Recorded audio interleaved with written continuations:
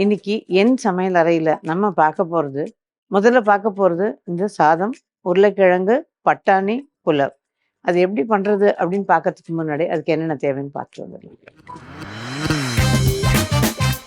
உருளைக்கிழங்கு, பட்டாணி, புலாவ் செய்ய தேவையான பொருட்கள்: பாசுமதி அரிசி 1 கப், உருளைக்கிழங்கு சிறியதாக 2 தோல் நீக்கி துண்டுகளாக்கவும், வெங்காயம் சிறியதாக 2 மெல்லிய துண்டுகளாக நறுக்கி கொள்ளவும், தக்காளி 3 விழுதாக அரைத்து கொள்ளவும், பச்சை பட்டாணி 1/4 கப், பொடியாக நறுக்கிய கொத்தமல்லி தழை சிறிதளவு, வறுத்து பொடிக்க காய்ந்த மிளகாய் 2, தனியா 1 டீஸ்பூன், சீரகம் அரை டீஸ்பூன், பட்டை 2 அல்லது 3 துண்டுகள், லவங்கம் 5, ஏலக்காய் 3, நெய் சிறிதளவு, இஞ்சி 1 அங்குல துண்டு, பூண்டு 4 பற்கள் பொடியாக நறுக்கி கொள்ளவும், மஞ்சள் தூள் 1/4 டீஸ்பூன், மிளகாய் தூள் 1 டீஸ்பூன், தனியாத்தூள் 1 டீஸ்பூன், கரம் மசாலா அரை டீஸ்பூன், உப்பு ருசிக்கேற்ப, எண்ணெய் 3 டேபிள் ஸ்பூன். இப்போது இந்த உருளைக்கிழங்கு பட்டாணி புலாவுக்கு தேவையான பொருள்லாம் பார்த்தோம் இல்லையா? இப்போ இதுக்கு நான் பேன் ஒன்று போட்டிருக்கேன். ட்ரை ரோஸ்ட் பண்ணணும். அதாவது எண்ணெய் கிண்ணெலாம் ஊற்றாமல் இந்த மிளகாய், தனியா, சீரகம், பட்டை, லவங்கம், ஏலக்காய் எல்லாம் சேர்த்து ஒரு ட்ரை ரோஸ்ட் பண்ணிக்கும். அரிசியை நல்லா ஒரு 1/2 மணி நேரம் ஊற விட்டிங்கன்னா கொஞ்சம் நல்லாயிருக்கும். பழைய அரிசியாக இருந்ததுன்னா ரொம்ப நல்லாயிருக்கும். புது அரிசியாக இருந்ததுன்னா கொஞ்சம் பார்த்துக்கோங்க. பழைய அரிசிக்கும் புது அரிசிக்கும் எப்படி வித்தியாசம் கண்டுபிடிக்கணும்னா, பழைய அரிசியாக இருந்ததுன்னா அந்த நிறம் கொஞ்சம் மட்டுப்படும், ஒரு மாதிரி நல்ல டல் கலர் தெரியும். ஆனால் அதுவே புது அரிசியாக இருந்தது பிரியாணி அரிசினா நல்லா வெளுத்து தெரியும். ஸோ இந்த 2 வித்தியாசத்தை நீங்கள் ஓரளவுக்கு பார்த்துக்கலாம்.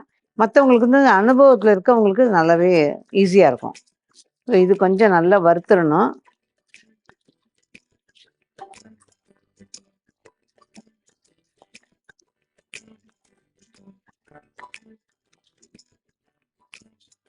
லேசாக ரொம்ப நேரம் மாறி கருத்துறாம கொஞ்சம் லேசாக வறுபடணும். வாசனை வரணும், அதுதான் மெயின். இதில் அவ்வளோதான். இந்த அளவு வறுபட்டால் போதும் நமக்கு. இதை எடுத்துருவோம். இப்போ இதை நல்லா ஆற வச்சுட்டு பொடி பண்ணிக்கலாம். இதுக்கு இடையில இந்த பக்கம் எடுத்து ரெடியாக இது வச்சுட்டு குக்கரை ஆன் பண்ணிடலாம். குக்கர் அதிலே தாளித்து பண்ணுறது கொஞ்சம் ஈஸியாக இருக்கும். அதனால் அதிலே தாளித்து தான் பண்ண போகிறேன். இப்போ இந்த இடத்துல இருக்கிற பாத்திரத்தை எடுத்துகிட்டு நம்ம தண்ணி 1க்கு 2, அதாவது நல்ல பழைய அரிசியாக இருந்தால் 1க்கு 2 கொள்ளும், கொஞ்சம் புது அரிசியாக இருந்ததுன்னா 1க்கு 1.25. நான் சொன்ன மாதிரி இந்த வித்தியாசத்தை வச்சு பார்த்துக்கோங்க. பழைய அரிசினா கொஞ்சம் டல்லாக இருக்கும், புது அரிசினா கொஞ்சம் படிச்சுட்டு இருக்கும். இதுக்கு 1க்கு 2ங்கிறதும் 1க்கு 1.25ங்கிறதும் அரிசியை பொறுத்து. நான் இன்றைக்கி 2 வைக்க போகிறேன். இப்போ இந்த பக்கம் 1க்கு 2 விகிதத்தில் தண்ணி ரெடியாக வச்சுருக்கேன். இந்த பக்கம் அந்த குக்கர் ஆன் பண்ணியிருக்கோம். இதில் எண்ணெய் நான் சொன்னேன் இல்லை, இந்த 3 டேபிள் ஸ்பூன் அந்த அளவுக்கு எண்ணெய். இது இன்னும் ஆக்சுவலாக இன்னும் ஒரு டேபிள் ஸ்பூன் கொள்ளுன்னா கூட பிடிக்கும்னா இன்னும் கூட கொஞ்சம் போட்டுக்கலாம். அதே மாதிரி நெய் நம்ம லாஸ்ட்டில் கொஞ்சம் போடுவோம். இப்போ வதங்கும் போது போட்டுக்கலாம். அந்த வதங்கும் போது கொஞ்சம் வெங்காயம் அதில் வதங்குச்சுன்னா வாசமாக இருக்கும், அதனால. இப்போ இதில் வெங்காயத்தை போட்டுடலாம். நான் இப்போ ஹை ஃப்ளேமில் தான் வச்சு வதக்குறேன். இந்த வெங்காயம் வதங்கும் போது நம்ம எப்போவுமே பண்ணுறது, நேயர்கள் நிறைய பேர் தெரிஞ்சிருக்கோம், வெங்காயம் சீக்கிரம் வதங்கிறதுக்கும் ஒரு நல்ல ஒரு ஃப்ளேவரோடு வதங்கிறதுக்கும் இதில் கொஞ்சமாக உப்பு சேர்த்துக்குவோம். ஒரு 1/4 ஸ்பூன் உப்பு சேர்த்துருக்கேன். அடுத்தது ஒரு 1/4 ஸ்பூன் மஞ்சள் தூள். இது 2ம் இதில் இப்போ சேர்த்து வதக்கணும்.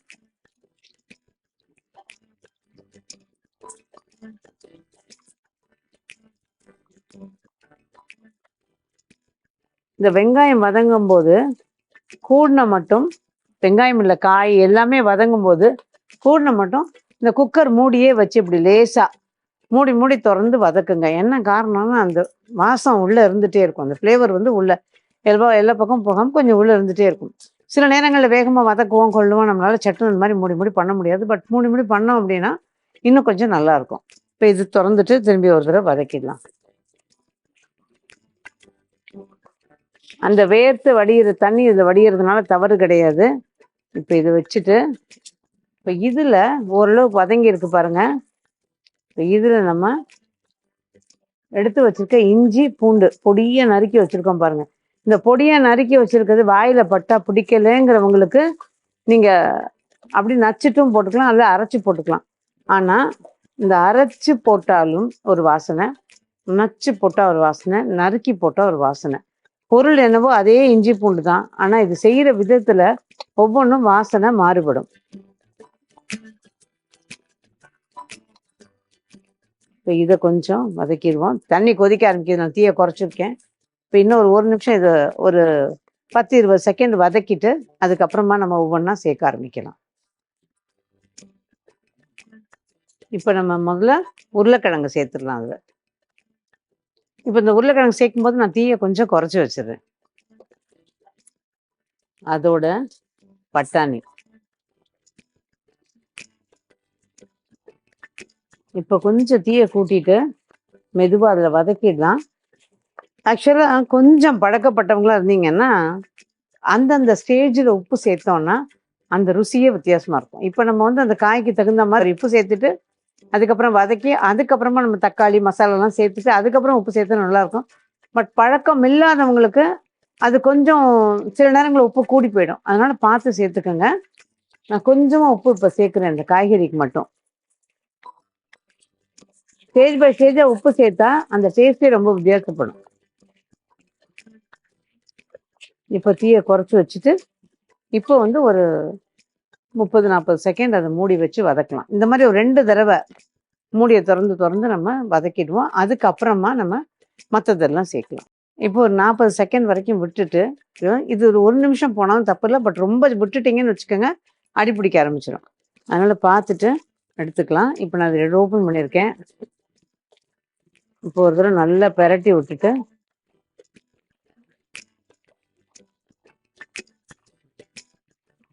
தக்காளி அரைச்சி வச்சிருக்கோம் இல்லையா, அந்த விழுதை இப்போ இதில் சேர்க்க போகிறேன்.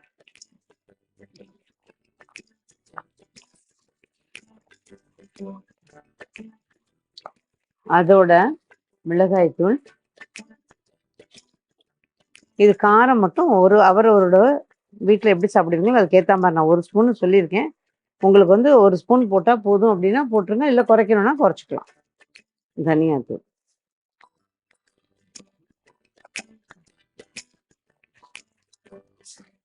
இப்போ தீயை குறைச்சிடுங்க. இது வதங்கி திருப்பி நான் மூடி வச்சு வதக்க போகிறேன்.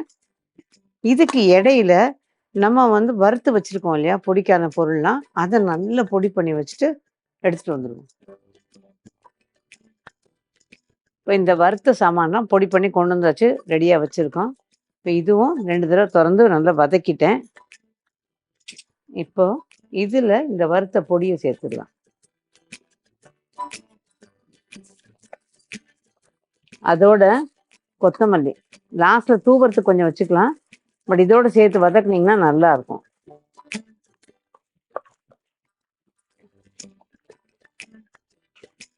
அவ்வளோதான்.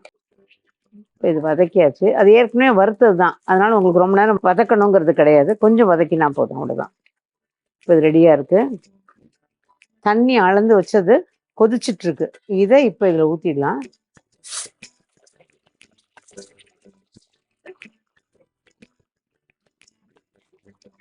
அவ்வளோதான்.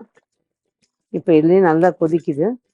இந்த நேரத்தில் இந்த புலவுக்கு தேவையான உப்பை இதில் சேர்த்துடலாம். ஊற வச்சிருக்க அரிசியை தீயை குறைச்சிட்டு ஊற வச்சிருக்க அரிசியை அதில் சேர்த்துடலாம். ஊற வச்சு நான் வடித்து வச்சுருக்கேன்.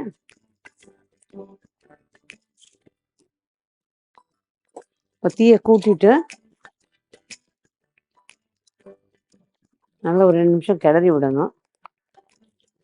குக்கர் விசில் போட்டு அந்த மாதிரி பண்ணுறதா இருந்தால் நமக்கு ஹை ஃப்ளேமில் 2 விசில், தீயை குறைச்சி 2 நிமிஷம் ஸ்விட்ச் ஆஃப் பண்ணிட்டிங்கன்னா சரியாக இருக்கும்.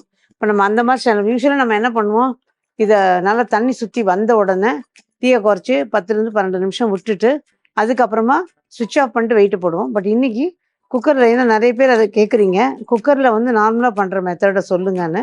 அதனால் இன்றைக்கி இந்த புலவை அப்படி பண்ணி காமிக்கலாம். இப்போ குக்கரை மூடிட்டேன். இனி ஸ்டீம் வந்த உடனே ஸ்டீம் வெளியில் வரும்போது துவாரம் அடப்படாமல் எல்லாம் வந்திருக்கு, அது வருது பாருங்கள். இது வந்ததுக்கப்புறமா போட்டுட்டு நம்ம ஹை ஃப்ளேமில் ரொம்ப பெரிய பர்னராக வச்சுருந்தீங்கன்னா கொஞ்சம் குறைச்சிக்கோங்க. இப்போ இது நார்மலான பர்னர், அதனால இது அப்படியே வந்து ஹை ஃப்ளேமில் 2 விசில் தீயை குறைச்சி வச்சு 2லேருந்து 3 நிமிஷம், அதுக்கு மேலே வேண்டாம். இப்போ பாருங்க நல்லா ஸ்டீம் வர ஆரம்பிச்சாச்சு. இப்போ நான் 2 விசில் விட்டுட்டு தீயை குறைச்சி 2லேருந்து 3 நிமிஷம் சுவிட்ச் ஆஃப் பண்ணிடுவேன். அதுக்கப்புறமா ப்ரெஷர் அடங்கினதுக்கப்புறம் திறந்தால் தண்ணி சுத்தாமல் இருக்கும். இப்போ இது தீயை குறைச்சி வச்சுட்டு எப்படி இருக்குன்னு பார்க்கலாம். இப்போ இதை தீயை குறைச்சி வச்சுருந்தேன், 3 நிமிஷம் ஆச்சு, ஸ்விட்ச் ஆஃப் பண்ணிட்டேன். இப்போ இதில் ப்ரெஷர் அதுக்குள்ளேயும் அடங்கிருச்சு. இப்போ திறந்து பார்க்கலாம். சூப்பராக செட் ஆகிருக்கு பாருங்க, கரெக்டாக வெந்து நல்லா இருக்கு. இப்போ அது எடுக்க முன்னாடி இதில் 1 ஸ்பூன் நெய், கொஞ்சம் கொத்தமல்லி, அந்த பச்சையாக கொத்தமல்லி போடும்போதும் பச்சையாக நெய்யை ஊற்றும் போதும் அது ஒரு நல்ல ஃப்ளேவர் கொடுக்கும். ஸோ அதுதான்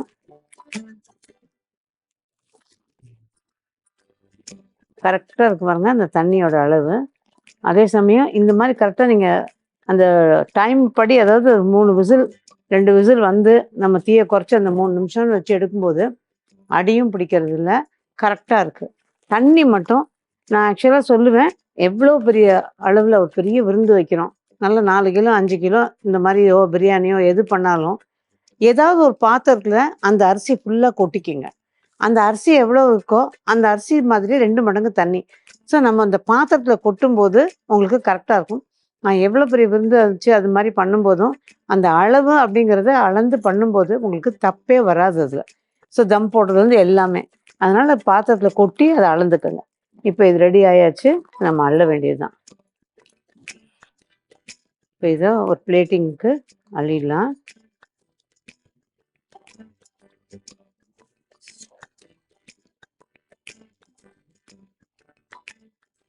ஆக்சுவலாக ரொம்ப சிம்பிளாக ஈஸியாக நம்ம பண்ணக்கூடியது.